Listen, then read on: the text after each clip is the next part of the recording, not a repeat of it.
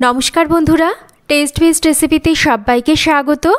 आज के शेयर करब मात्र 10 থেকে 15 मिनिटेर मध्य तैरी हये जावा दारुण स्वादेर एकटा निरामिष रेसिपि। और हाथे यदि समय कम थाके এই রেসিপিটা কিন্তু চটজলদি বানিয়ে নিতে পারেন।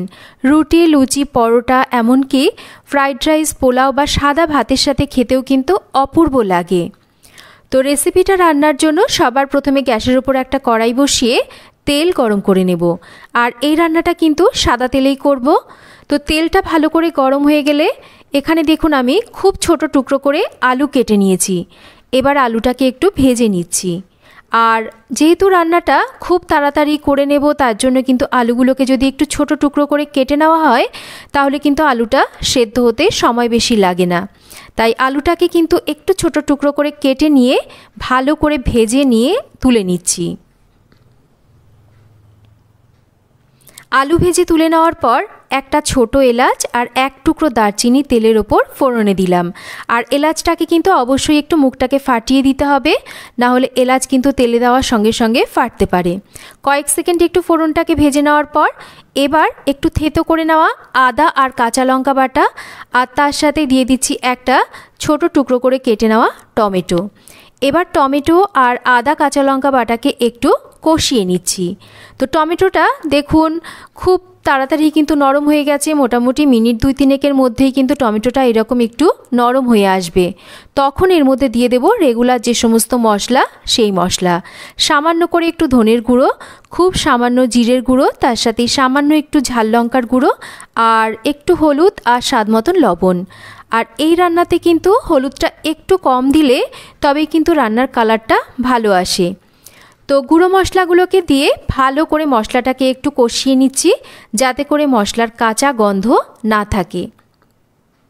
তো হাতে যদি সময় কম থাকে চটজলদি কিন্তু এই রেসিপিটা আপনারা তৈরি করে নিতে পারেন। আর রেসিপিটা খেতে কিন্তু অপূর্ব স্বাদের হয়।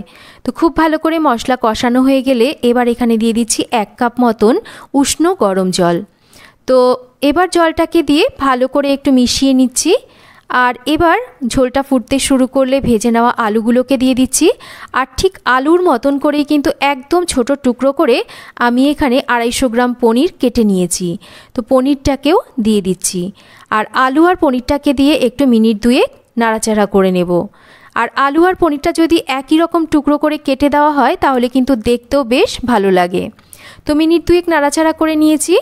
এবার এখানে দিয়ে দেব কাজু আর পোস্ত বাটা। মোটামুটি 4-5টা কাজু আর 1 চামচ পোস্ত এখানে বেটে নিয়েছি। তার সাথেই স্বাদ মতন মিষ্টি আর সামান্য করে একটু শাহি গরম মশলার গুঁড়ো দিয়ে দিলাম। তো আর কিন্তু কষানোর প্রয়োজন নেই। এবার একটু আলতো হাতে মিশিয়ে নিতে হবে। তো সমস্ত কিছুকে একটু মিশিয়ে নিয়েছি। এবার ঢাকা দিয়ে একদম লো ফ্লেমে রেখে 4 থেকে 5 মিনিট রান্না করে নেব। আর লো ফ্লেমে রান্না করতে হবে যেহেতু এখানে কাজু পোস্ত আছে, না হলে কিন্তু নিচে থেকে ধরে যাবে। তো 4-5 মিনিট রান্না করে নিয়েছি, ঢাকাটা খুলে নিয়েছি। দেখুন রান্নাটা আমাদের কিন্তু অলমোস্ট রেডি। একটু চেক করে নেব আলুগুলো ভালো করে সেদ্ধ হয়েছে কিনা। তো সমস্ত আলুই কিন্তু খুব ভালো করে সুসেদ্ধ হয়ে গেছে। তো এবার কিন্তু গ্যাসের ফ্লেমটাকে বন্ধ করে দিতে হবে। আর এই রকম একটু গ্রেভি থাকা অবস্থায় কিন্তু এটাকে নাবিয়ে নিতে হবে, যেহেতু কাজু পোস্ত বাটা আছে, না হলে এটা ঠান্ডা হয়ে গেলে কিন্তু আরও টেনে যাবে। তো ব্যাস আমি গ্যাসের ফ্লেম বন্ধ করে দিচ্ছি আর এটাকে নাবিয়ে নিচ্ছি। আপনারা চাইলে কিন্তু একটু ঘিও এখন এই সময় দিতে পারেন। তো তৈরি হয়ে গেল দারুণ স্বাদের নিরামিষ একটা পনিরের রেসিপি।